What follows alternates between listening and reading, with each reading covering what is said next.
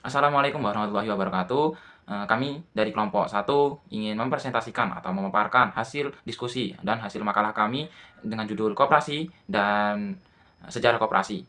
Kami dari kelompok satu beranggotakan saya sendiri Muhammad Zini Ilman Nafi'ah, dan kemudian rekan saya Delta Ramdhani, kemudian Fasadina Samsi, dan yang terakhir adalah rekan saya Randi. Materi pertama akan disampaikan oleh saya sendiri, yaitu tentang pengertian koperasi, sejarah koperasi, dan perkembangan koperasi di Indonesia. Pertama-tama, kita akan membahas tentang pengertian koperasi. Koperasi adalah singkatan dari co dan operation. Koperasi adalah suatu kumpulan orang-orang untuk bekerja sama demi kesejahteraan bersama. Berdasarkan Undang-Undang Nomor 12 Tahun 1967, Koperasi Indonesia adalah organisasi ekonomi rakyat yang berwatak sosial dan beranggotakan orang-orang, badan-badan hukum koperasi yang merupakan tata susunan ekonomi sebagai usaha bersama berdasarkan atas asas kekeluargaan. Tujuan koperasi yaitu menjadikan kondisi sosial dan ekonomi anggotanya lebih baik dibandingkan sebelumnya. Lalu, apa latar belakang berdirinya lahirnya koperasi? Koperasi lahir sebagai respon atas sistem kapitalisme yang selama ini dianggap tidak adil dan hanya menguntungkan sedikit sepihak. Selain itu, sistem kapitalisme justru mendorong kompetisi gila-gilaan, alih-alih mencapai kesejahteraan bersama. Ketika kita membahas sejarah koperasi di dunia, kita harus memutar balik waktu ke abad 19 di Eropa. Zaman ketika industrialisasi melanda benua tersebut, meninggalkan para pekerja dalam kondisi yang sangat buruk dan bergantung pada pemilik pabrik. Jadi, kapan koperasi muncul di dunia? Kelahiran kelompok The Rochdale menandai lahirnya gerakan koperasi modern. Mereka terdiri dari 28 anggota dengan berbagai latar belakang, mulai dari penenun, pengrajin, dan profesi-profesi lainnya. Sebagai penenun dan pekerja yang terampil, The Ragdoll dengan tegas memiliki prinsip bisnis tersendiri yang berbeda dengan prinsip yang banyak berlaku kala itu. Dengan demikian, ini menandakan lahirnya koperasi pertama di dunia yang sekarang mempengaruhi setiap aspek kehidupan kita, mulai dari perbankan hingga pertanian dan banyak lagi. Pada tahun 1902, lahirnya Aliansi Koperasi Internasional atau disebut ICA, tonggak penting dalam gerakan koperasi. ICA didirikan untuk menghubungkan koperasi dari berbagai negara, mendorong kerjasama dan pertukaran pengetahuan. Tahun 1920, koperasi pertanian berkembang pesat di India. Mahatma Gandhi mempopulerkan konsep koperasi sebagai cara untuk memperdayakan masyarakat pedesaan. Gerakan ini memiliki dampak besar di sektor pertanian di India. Pada tahun 1970, bank koperasi berkembang pesat di Eropa dengan lebih dari 5.000 bank koperasi. Sektor keuangan koperasi Eropa mencapai puncak baru. Bank-bank ini melayani kebutuhan keuangan komunitas lokal. Gerakan koperasi digagas oleh Robert Owen pertama kali pada tahun 1771 hingga 1858, yang menerapkannya pertama kali pada usaha pemintalan kapas di New Lanark, Skotlandia. Hal ini menjadikan Robert Owen sebagai bapak koperasi dunia yang terus dikenang namanya hingga saat ini. Gerakan koperasi Robert Owen dikembangkan lebih lanjut oleh tokoh koperasi dunia, yakni William King pada tahun 1786 hingga 1865. Dengan mendirikan toko koperasi di Brighton, Inggris pada 1 Mei 1828. King menerbitkan publikasi bulanan yang bernama The Cooperator yang berisi berbagai gagasan dan saran-saran praktis tentang pengelolaan toko dengan menggunakan prinsip koperasi. Koperasi pada akhirnya berkembang di negara-negara lainnya, seperti di Jerman, juga berdiri koperasi yang menggunakan prinsip-prinsip yang sama dengan koperasi buatan Inggris. Koperasi-koperasi di Inggris didirikan oleh Carles Fourier dan Ravienses dan Cecil Delitzsch. Di Prancis, Louis Blanche mendirikan koperasi produksi yang mengutamakan kualitas barang. Di Denmark, Pastor Christiansen mendirikan koperasi pertanian. Lalu bagaimana dengan koperasi di Indonesia? Di Indonesia, koperasi mulai diperkenalkan oleh Patih Raden Arya Wirya Atmaja pada tahun 1896. Dengan melihat banyaknya para pegawai negeri yang tersiksa dan menderita akibat bunga yang terlalu tinggi dan rentenir yang memberikan pinjaman uang. Melihat penderitaan tersebut, Patih Raden Arya Wirya Atmaja lalu mendirikan bank untuk para pegawai negeri. Beliau mengadopsi sistem serupa dengan yang ada di Jerman, yakni mendirikan koperasi kredit. Beliau berniat membantu orang-orang agar tidak lagi berurusan dengan rentenir, yang pasti akan memberikan bunga yang tinggi. Seorang asisten residen Belanda bernama De Wolfman Westerhout merespon tindakan Patih Raden Arya Wirya. Sewaktu mengunjungi Jerman, De Wolfman Westerhout menganjurkan akan mengubah bank pertolongan tabungan yang sudah menjadi bank pertolongan, tabungan, dan pertanian. Setelah itu, koperasi mulai cepat berkembang di Indonesia. Hal ini juga didorong sifat-sifat orang-orang Indonesia yang cenderung bergotong royong dan kekeluargaan sesuai dengan prinsip koperasi. Bahkan untuk mengantisipasi perkembangan ekonomi yang berkembang, pemerintah Hindia Belanda pada saat itu mengeluarkan peraturan perundangan tentang koperasian. Pertama, diterbitkan Peraturan Perkumpulan Koperasi Nomor 43 Tahun 1959, lalu pada tahun 1927 dikeluarkan pula Peraturan Nomor 91 Tahun 1927 yang mengatur perkumpulan-perkumpulan koperasi bagi golongan bumi putra. Pada tahun 1933, pemerintah Hindia Belanda menetapkan Peraturan Umum Perkumpulan-Perkumpulan Koperasi Nomor 21 Tahun 1933. Peraturan tahun 1933 itu hanya diberlakukan bagi golongan yang tunduk kepada tatanan hukum barat, sedangkan peraturan tahun 1927 berlaku bagi golongan bumi putra. Setelah pemerintah Setelah pemerintahan Hindia Belanda menunjukkan sikap diskriminasi dalam peraturan yang dibuatnya, pada tahun 1908, Dr. Sutomo yang merupakan pendiri dari Budi Utomo memberikan peranannya bagi gerakan koperasi untuk memperbaiki kondisi kehidupan rakyat. Serikat Dagang Islam atau SDI 1927 dibentuk bertujuan untuk memperjuangkan kedudukan ekonomi pengusaha-pengusaha pribumi. Kemudian pada tahun 1929 berdiri Partai Nasional Indonesia yang memperjuangkan penyebarluasan semangat koperasi. Setelah Jepang berhasil menguasai sebagian besar daerah Asia, termasuk Indonesia, sistem pemerintahan pun berpindah tangan dari pemerintahan Hindia Belanda ke pemerintahan Jepang. Jepang lalu mendirikan koperasi Kumiai. Namun hal ini hanya dimanfaatkan Jepang untuk mengeruk keuntungan dan menyengsarakan rakyat Indonesia. Setelah Indonesia merdeka pada tanggal 12 Juli 1947, pergerakan koperasi di Indonesia mengadakan Kongres Koperasi yang pertama kali di Tasikmalaya. Hal ini kemudian ditetapkan sebagai Hari Koperasi Indonesia, sekaligus membentuk Sentral Organisasi Koperasi Rakyat Indonesia atau disebut SOKRI yang berkedudukan di Tasikmalaya. Lalu kita mengenal yang namanya Muhammad Hatta sebagai Bapak Koperasi. Beliau mengusulkan didirikan 3 macam koperasi. Pertama adalah koperasi konsumsi yang terutama melayani kebutuhan kaum buruh dan pegawai. Kedua adalah koperasi produksi yang merupakan wadah kaum petani termasuk peternak dan nelayan. Ketiga adalah koperasi kredit yang melayani perdagangan kecil dan pengusaha kecil guna memenuhi kebutuhan modal. Bung Hatta mengatakan bahwa tujuan koperasi yang sebenarnya bukan mencari laba atau keuntungan, namun bertujuan untuk memenuhi kebutuhan kebersamaan anggota koperasi. Sekian itu tadi adalah sedikit materi tentang koperasi dan sejarah koperasi, yang dimana materi ini akan dilanjutkan oleh teman-teman saya untuk pembahasan selanjutnya. Sekian, terima kasih. Baik, terima kasih telah menjelaskan materi sebelumnya, Saudara Zidni. Di sini saya akan menjelaskan materi selanjutnya yang berjudul Tujuan Koperasi.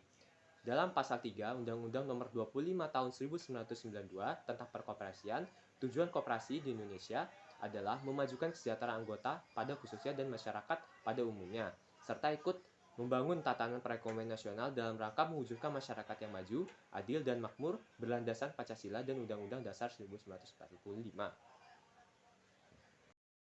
Selanjutnya ada fungsi koperasi. Nah, fungsi koperasi ini terdapat pada pasal 4 Undang-Undang Nomor 25 Tahun 1992 yang diuraikan fungsi dan peranannya. Yang pertama ada mengembangkan potensi. Nah, mengembangkan potensi itu apa?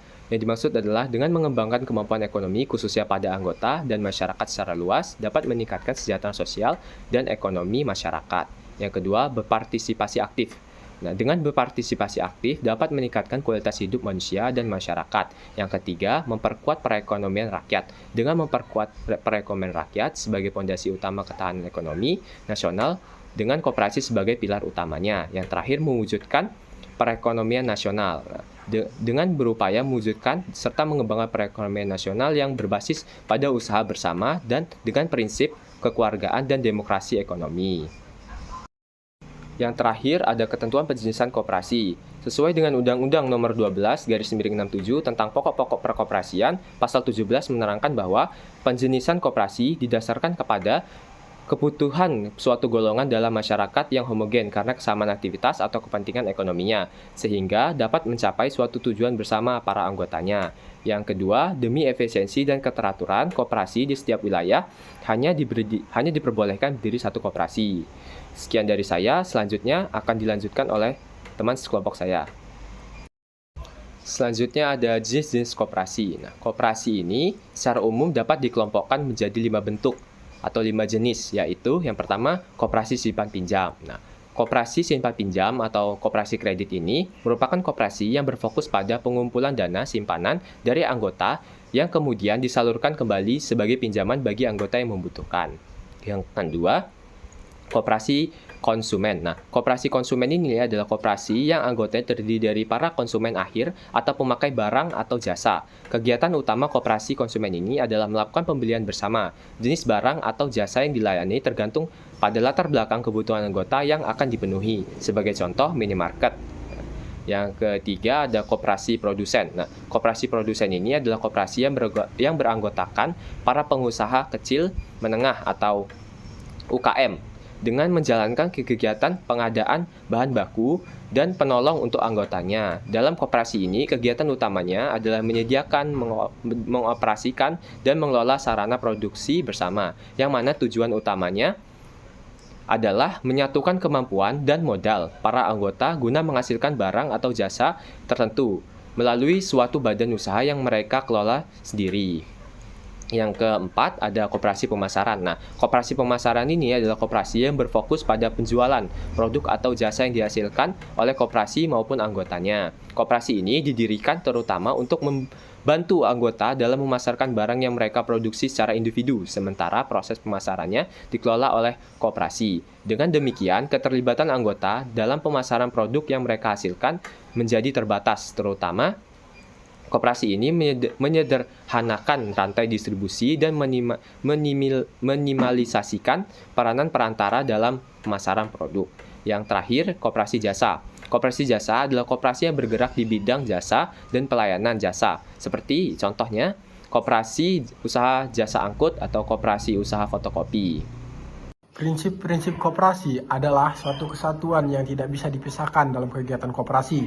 Dengan demi mengikuti semua prinsip koperasi dapat berfungsi sebagaimana badan usaha sekaligus sebagai gerakan ekonomi untuk masyarakat yang bersifat sosial. Menurut Undang-Undang Nomor 25 Tahun 1992 pada pasal 5 ayat 1 dan 2, Koperasi Indonesia melaksanakan prinsip-prinsip koperasi sebagai berikut.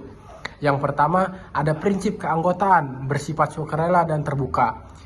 Dalam prinsip ini, koperasi terbuka untuk siapa saja yang ingin bergabung tanpa membatasi atau membedakan anggotanya. Semuanya orang dapat menjadi anggota koperasi dan diberlakukan sama.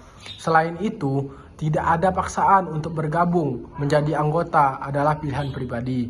Yang kedua, ada prinsip pengolahan dilakukan secara demokratis.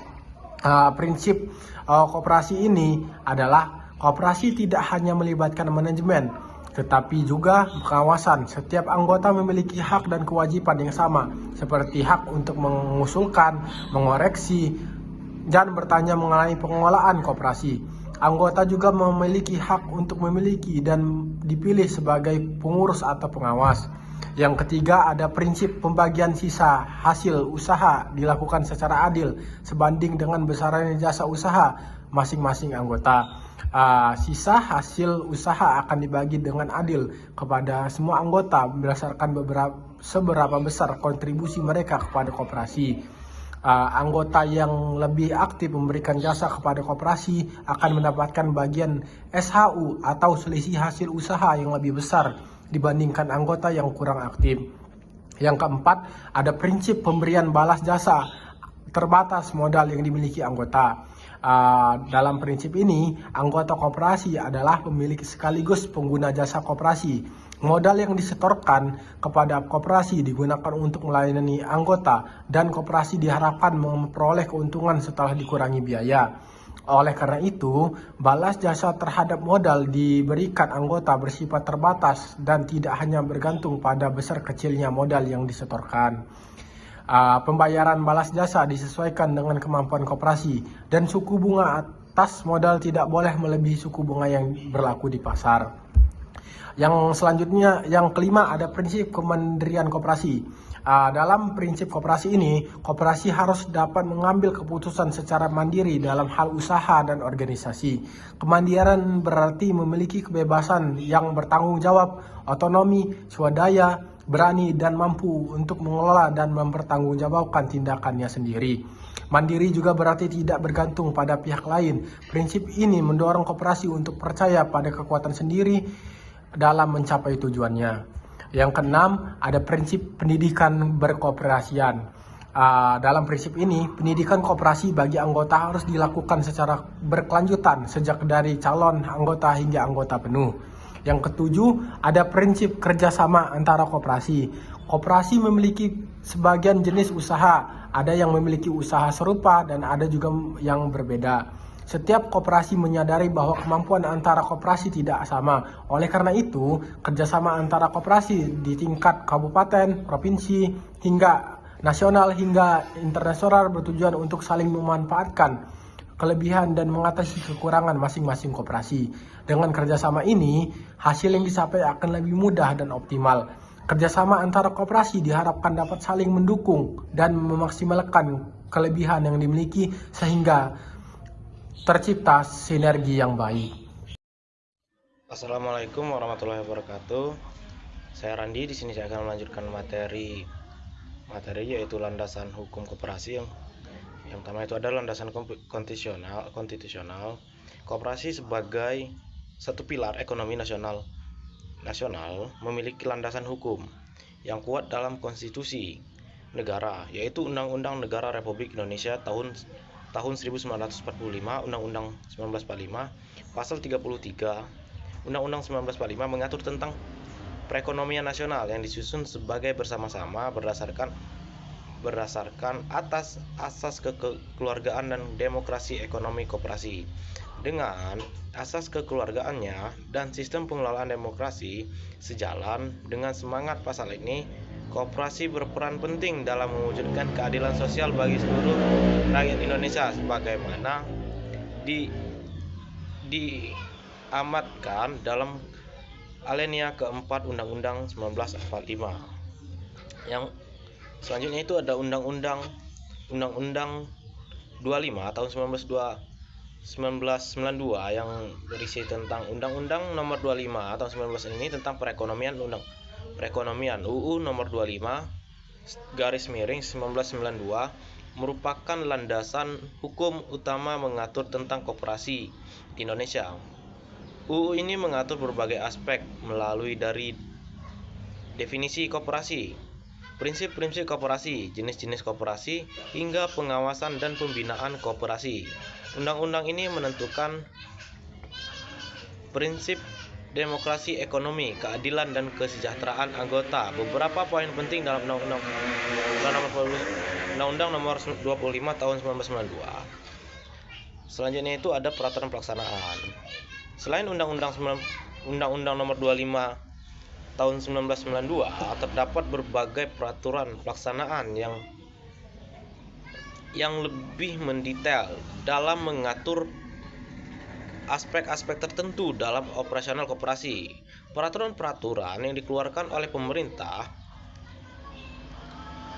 dan instansi terkait seperti Kementerian Koperasi dan UKM. Contohnya, peraturan pelaksanaan antara lain peraturan pemerintahan PP, keputusan menteri, Kepnen, dan surat edaran SE. Peraturan-peraturan ini bertujuan untuk memberikan pedoman dan petunjuk teknis dalam pelaksanaan Undang-Undang Nomor 25 tahun 1992. Selanjutnya itu ada perkembangan terkini. Saat ini terdapat upaya untuk merevisi Undang-Undang Nomor 25 tahun 1992 agar lebih sesuai dengan perkembangan zaman dan kebutuhan koperasi modern. Revisi ini diharapkan memperkuatkan peran koperasi dan peran perekonomian nasional dalam meningkatkan daya saing koperasi di pasar modal. Nah, selain itu, landasan hukum koperasi selain dari konstitusional, ada juga landasan hukum koperasi dalam Al-Quran. Nah, kalau dalam Al-Quran terdapat 3 surat. Yang pertama itu surah Al-Baqarah ayat 275, surah Al-Maidah ayat 1, serta surat An-Nisa ayat 29. Kalau secara hukum hadis, koperasi itu ada yang namanya hukum sirkah, adalah mubah dan disyariatkan dalam Al-Quran dan hadis. Dengan demikian, sirkah dalam bentuk koperasi dibolehkan. Sebagai para ulama menyebutkan koperasi dengan sirkah ta'uniyah, yaitu menjelaskan tolong menolong, yang mana dalam kegiatan mendepankan asas kekeluargaan dan gotong royong. Nah, itu dapat materi saya sampaikan terkait landasan hukum koperasi. Saya akhiri, wassalamualaikum warahmatullahi wabarakatuh.